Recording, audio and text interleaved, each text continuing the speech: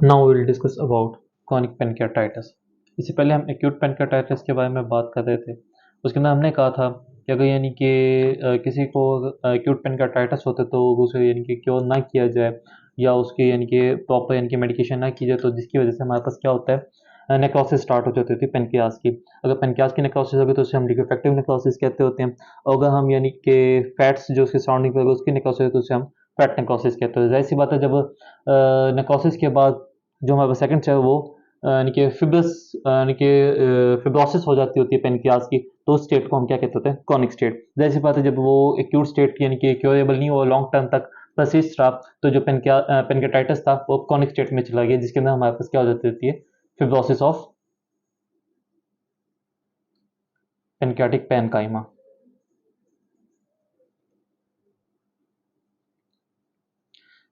जिसकी मेन वजह हमारे पास क्या होती है, यानी कि जो recurrent state of acute pancreatitis.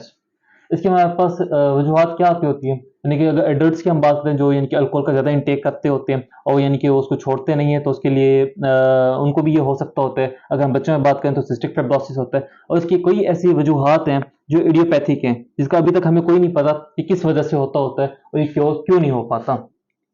अगर इसके हम क्लिनिकल फीचर्स की बात करें, वो भी सेम वैसे ही है, बस थोड़ी बहुत ही चेंज है इसके अंदर। सबसे पहले तो हमारे पास क्या होता है, जिसकी पेन होती है वो रेडिएट होती है। कहाँ से रेडिएट होती है, एपिगेस्ट्रियम टू बैक, यानी कि वो पीछे की तरफ रेडिएट करती है, एपिगेस्ट्रियम से बैकवर्ड की तरफ वो रेडिएट होना होती है। इसके बाद हमारे पास आता होता है दूसरे नंबर पे पेनक्रियाटिक इंसुफिशियंसी। पेनक्रियाटिक इंसुफिशियंसी की अगर हम बात करते होते हैं तो इसमें यही होता है, जाहिर सी बात है, पेनक्रियाज तो हमारा खत्म हो चुका है, पूरी उसकी फिब्रोसिस हो चुकी है, तो उसके अंदर जो हमारे पास एंजाइम्स वगैरह हैं वो नहीं बनते होते, और यानी कि जो पेनक्रियाज है वो अपना फंक्शन भी यानी कि बिल्कुल खत्म कर चुका होता है, और जो हमारे पास फैट्स सॉल्युबल विटामिन होते थे उनकी भी प्रोडक्शन नहीं होती, जिसकी वजह से जो फैट है वो हमारे स्टूल के अंदर पास होने लग जाता होता है, जिसको हम क्या कहते हैं, स्टीटूरिया।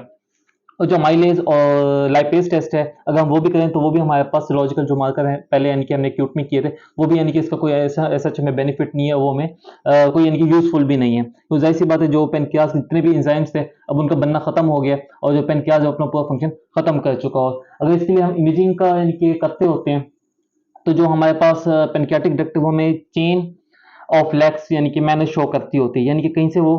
कंस्ट्रिक्शन होगी और कहीं पे हो जाके डायलेट हुई होगी, ऐसे चेन ऑफ लैक, यानी कहीं से वो यानी कि नॉर्मल होगी, कहीं से कंस्ट्रिक्टेड हो, कहीं से वो फुल डायलेशन हमें शो करेगी। इसे हम क्या कहते होते हैं, चेन ऑफ लैक। इसके बाद अगर हम बात करते होते हैं क्रॉनिक स्टेट में, अगर ये यानी कि फिर भी पूरी इनकी फिब्रोसिस हो जाती होती है पेनक्रियाज की, और जो इसका इनके बॉडी और टेल है वो भी इनके खत्म हो जाता है, तो उसकी फिब्रोसिस हो जाती होती है, तो उसकी जो पेशेंट है उसके अंदर डायबिटीज के भी चांसेस होते हैं, डायबिटीज मेलाइटिस के भी चांसेस होते हैं। और इसके अलावा अगर फिर भी ये रहे तो जो हमारे पास पेनक्रियाटिक कार्सिनोमा है तो उसके भी चांसेस हमारे पास बढ़ जाते होते हैं।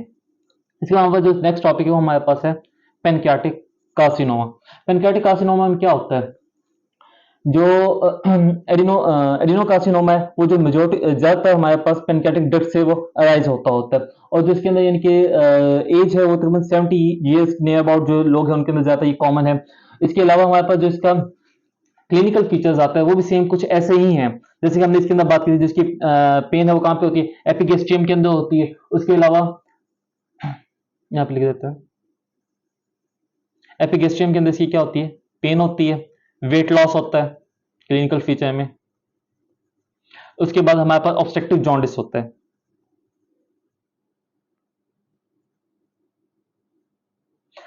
ये हमने पहले बात की थी हेड ऑफ पेनक्रियाज है, अगर हेड ऑफ पेनक्रियाज के अंदर ट्यूमर हो जाता होता है तो जाहिर सी बात है जो हमारा बाइल डक्ट है वो भी ब्लॉक हो जाएगी। अगर ये हमारे पास हेड ऑफ पेनक्रियाज के अंदर ट्यूमर हो गया तो जो हमारे पास बाइल डक्ट है वो भी हमारा ब्लॉक हो जाएगी, तो जिस वजह से जो बाइल है वो भी रिलीज नहीं होगा, और जो हमारी बॉडी के अंदर क्या करवाएगा, जॉन्डिस की यानी कि वजह बनता होता है, यानी कि इससे हमारी बॉडी हमारे अंदर जॉन्डिस होगा। और जाहिर सी बात है जो ऑब्स्ट्रक्शन हुई है इसके अंदर बाइल डक्ट की और पेनक्रियाटिक डक्ट की, तो इसलिए हम इसको क्या कहते होते हैं, ऑब्स्ट्रक्टिव जॉन्डिस कहते होते हैं। इसी तरह कुछ लोगों को डायबिटीज मेलाइटस भी हो जाता होता है, यानी कि ये